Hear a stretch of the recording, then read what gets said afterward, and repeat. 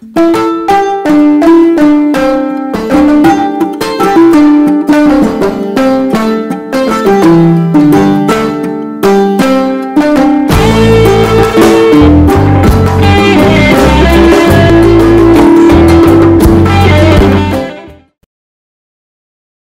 Corée Barreau, comme on le dit toujours, c'est un espace d'échange et de partage, de donner et de recevoir, au cours duquel on invite chaque mois une personne de ressources pour venir parler d'un thème lié à l'éducation artistique, à la citoyenneté, à nos valeurs culturelles, à l'histoire et à l'actualité.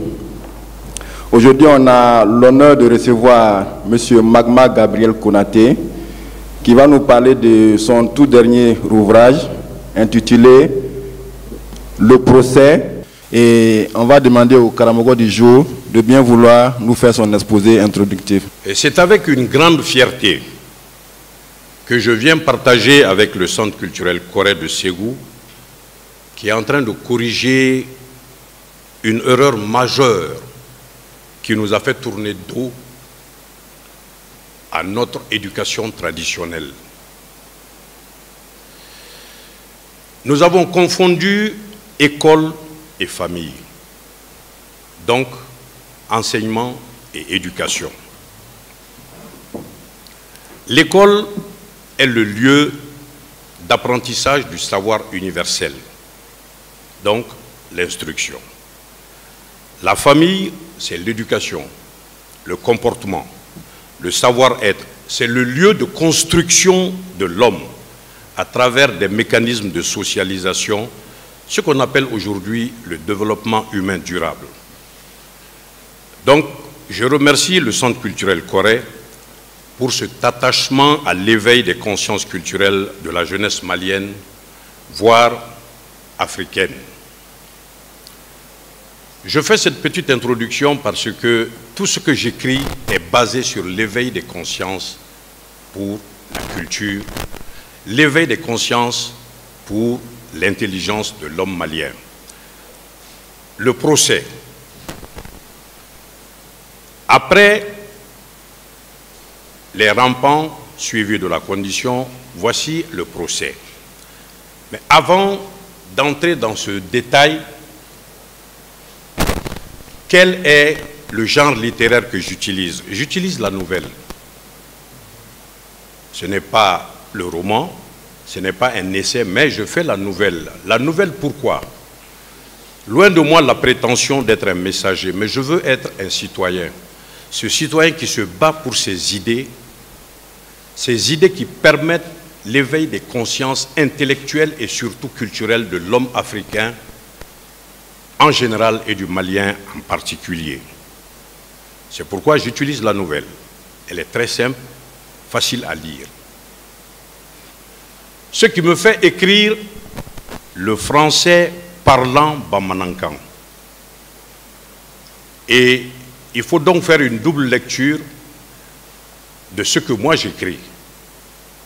Parce que quand tu fais une première lecture, ça c'est la lecture que j'appelle lecture superficielle. Cette lecture superficielle, elle ne te permet pas d'entrer dans l'essence. Il faut faire une deuxième lecture pour savoir qu'il y a quelque chose qui est dit en dehors de ce qui est écrit. C'est ça le style que j'appelle le français parlant bamanankan. Parce qu'il y a le sens diurne et le sens nocturne. Le visible, c'est ce qui se cache après le visible. Ce qui se cache dans le visible. Les mots parlent, mais quand les mots parlent et révèlent des choses, une lecture superficielle distractive amuse, mais ne dévoile pas l'essence secrète. L'essence secrète du verbe, cela ne le dévoile pas. C'est pourquoi dans le procès, pourquoi un homme à l'abri du besoin, directeur général d'une société florissante, prend son fusil le jour de la fête de l'armée de son pays pour aller dans une riche résidence pour aller abattre un homme sur sa peau de prière. Et c'est ce coup de fusil-là qui ouvre le procès, c'est ce qui donne le procès. Mais l'aspect visible de ce procès, c'est l'enquête policière, l'instruction, le procès, quand les juges, les avocats se retrouvent, on organise le procès. C'est ça l'aspect visible, c'est ce qu'on lit. Mais au-delà de cet aspect juridique-là, c'est le procès d'une société hypocrite que je fais.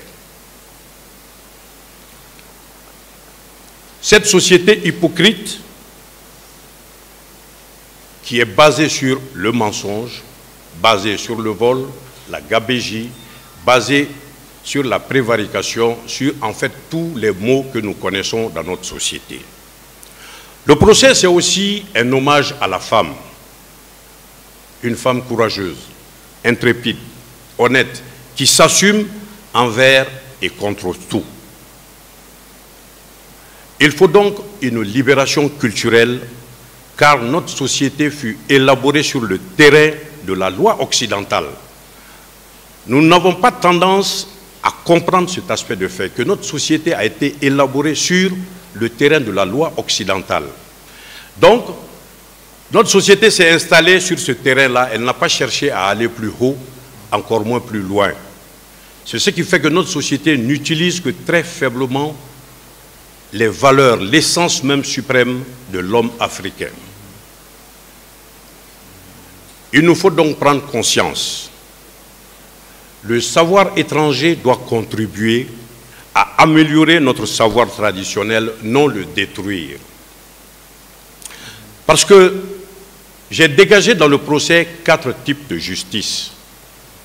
Ces 4 types de justice qui font que notre société a été élaborée.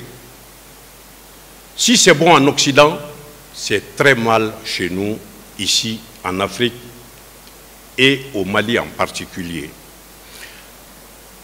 Le premier type de justice que j'ai dégagé, c'est la justice commutative. Cette justice commutative, elle a pour formule le douiudes. Le douiudes, c'est je te donne pour que tu me donnes.